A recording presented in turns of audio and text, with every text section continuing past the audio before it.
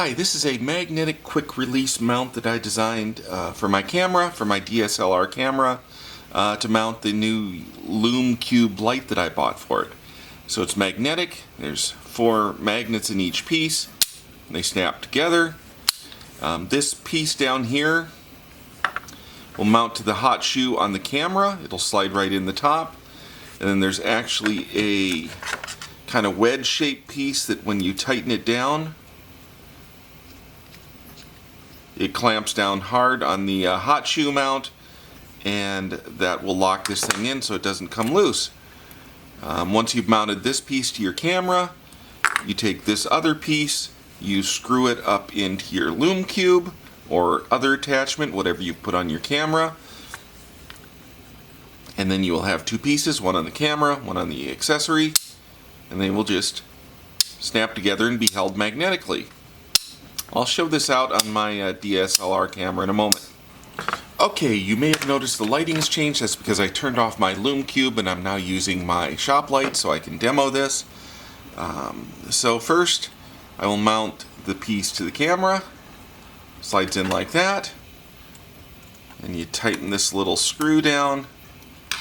That will friction lock it in there pretty good. It's not perfect, but it holds it pretty good. So now you can see how this piece would snap on there. There's another view. So the second piece we attach to the LumeCube.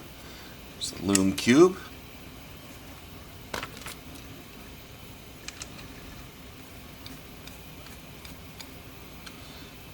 Now it's attached.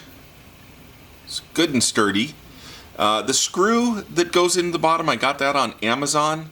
I think it was called a Neewer camera screw. Let's see, what is it?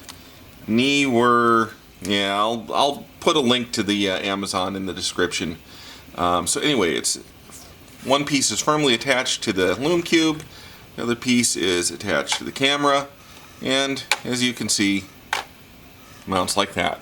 Okay, you'll notice it's on there pretty good. I mean, I can hold the camera upside down, I can hold it sideways, hold it that way. It's not falling off. I can move the camera around a bit. If I really give it, you know, there's some mass here, so if I give it some momentum, I can make it fall off.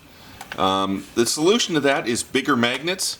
So I have actually made a version that uses bigger magnets. Let's get that one out and switch to it.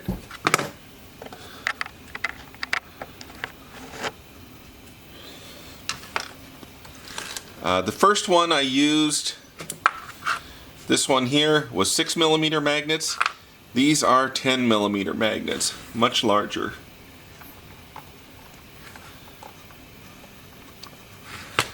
So again, we'll slide it in.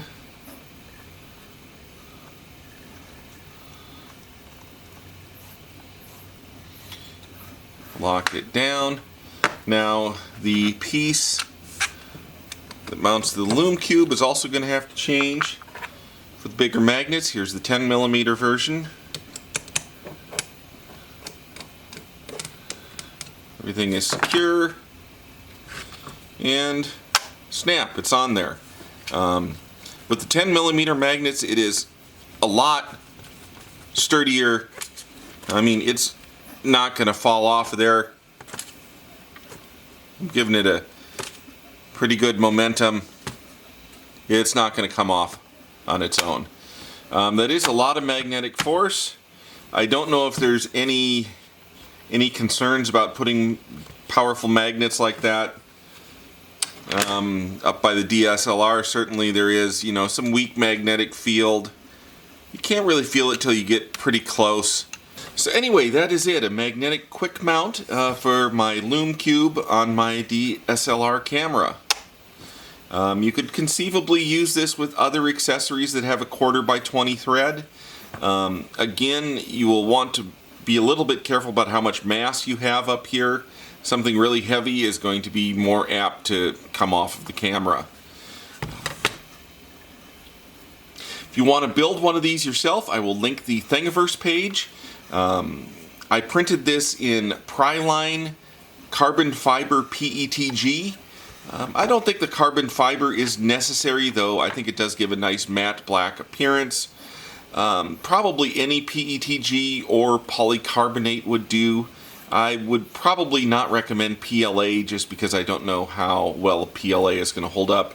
But I would say a good PETG filament would do. You will need magnets. For this version, you would need 6 by 3 millimeter. For this version, they are 10 by 3 millimeter. You will also need the screw, which you can get from Amazon. And the way I did this, I used an M2.5 heat set thread insert. I use those on a lot of my functional prints. You just heat them up with a soldering iron and push them in. You might even be able to pull it in just by clamping down on it, and it'll just pull it into the plastic. Haven't tried that with this, but it might work. And then of course you will need a metric screw, an M2.5 screw. I will look up the exact dimensions and put them in the link. This one you can see is a little bit too long. Anyway, that's it. Hope you enjoyed. I hope you enjoyed this video. If this sort of thing interests you, then please subscribe and I will make more of them. Thank you.